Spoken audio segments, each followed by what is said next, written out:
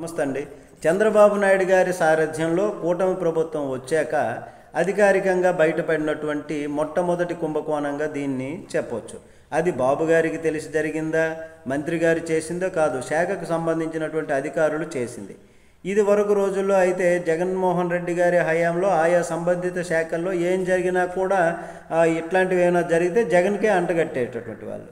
అట్లాంటిది ఇప్పుడు జరిగితే అధికారులు నిర్లక్ష్యమే అని రాస్తున్నారు. ఇప్పుడు వార్త నిజం, అలాగే అప్పుడు కూడా వార్త నిజమే. అప్పుడు వార్తలను ప్రతిదానికి జగన్మోహన్ రెడ్డి కనుసన్నల్లో జరిగిందా అనేటటువంటి వార్తలు రాసేవాళ్ళు. ఆ విధంగా ఇప్పుడు కుంభకోణాన్ని కుంభకోణంగా రాస్తున్నారు. తాజాగా ఆంధ్రజ్యోతిలో రాసే విషయం ఏంటంటే, మన రాష్ట్రంలో చేనేత కార్మికులు పొట్టకొట్టి అధికారులు పొరుగు రాష్ట్రంలో అవినీతికి కార్పెట్లు పరిచారు. ఇక్కడ కార్పెట్లు అందుబాటులో ఉన్నా కొనకుండా తెలంగాణలో అధిక ధర చెల్లించారు. తెలంగాణ సర్కారు అక్కడ ప్రభుత్వ అవసరాలకు ఒక్కొక్క కార్పెట్ 210 రూపాయలకు కొనుగోలు చేస్తే ఆంధ్ర అధికారులు అవే కార్పెట్లను 316 రూపాయలకు కొన్నారు. అంటే ఒక్కొక్క దానిపైన 106 రూపాయలు ఎక్కువ మొత్తం చెల్లించారు.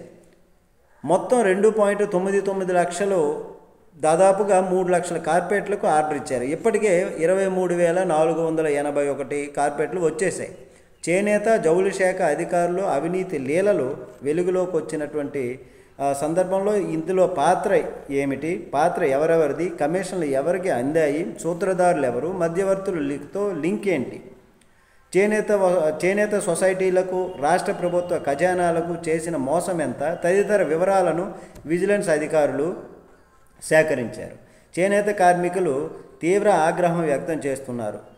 ఒక అధికారి తన సొంత ప్రాంతం కర్నూలు జిల్లా ఎమ్మిగనూరులో నడి రోడ్డు పైన దుస్తులు విక్రయిస్తున్నటువంటి నేతన్నల దుస్థితిని కూడా ఫోటోలతో సహా ప్రభుత్వానికి అందజేసినటువంటి సందర్భం.